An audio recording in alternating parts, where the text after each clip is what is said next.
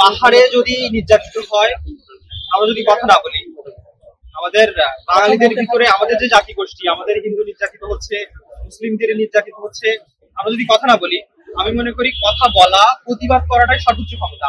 রাষ্ট্রীয় ক্ষমতায় থাকার থেকে কথা বলতে পারার ক্ষমতা, কথা বলতে পারার যে সাহস, সেটাই সর্বোচ্চ ক্ষমতা।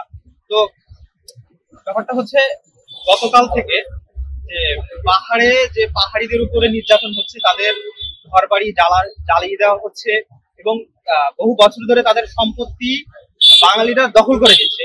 গতকাল রাত্রে থেকে রাঙ্গামাটি আজকে এবং গতকাল রাত্রে খাগড়াছড়ি যে মিছিল হত্যা হচ্ছে, তার প্রতিবাদে আমরা একটু সম্মিলিত হয়েছি।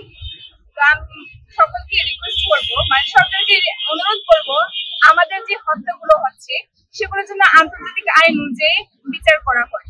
এবং অনেকের ধারণা এবং বিভিন্ন পোস্টে স্টিল একটু আগে আমি দেখে আসছি, আমাদের বলা হচ্ছে যে আমরা আলাদা রাষ্ট্র চাচ্ছি। আসলে আমরা আলাদা রাষ্ট্র চাচ্ছি না, আমরা সম্প্রীতি হতে চাচ্ছি। আমরা সবাই বাংলাদেশি, আমরা সবাই বাংলাদেশে স্বাধীনভাবে মুক্তভাবে বাস করতে চাই।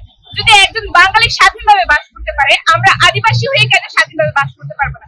আমাদের যেটুকু আইন আর কি অধিকার, সেটুকু আমরা স্বাধীনভাবে পেতে চাই। বান্দরবান এখন বর্তমানে বন জাতি, যেভাবে নির্বিচারে ওদেরকে যেভাবে জেলে খাটানো হচ্ছে, আমরা তো সেটা কোনোদিন চাই না। আমরা তো কারো ক্ষতি করি না, আমাদের কেন ক্ষতি করতে আসবে? আর শুধু বাঙালি বলতে গেলে আমি শুধু বাঙালি এমনটা না, আমরা স্যারের বিরুদ্ধে কথাগুলো বলছি, যারা স্যারেল হতে আসছে।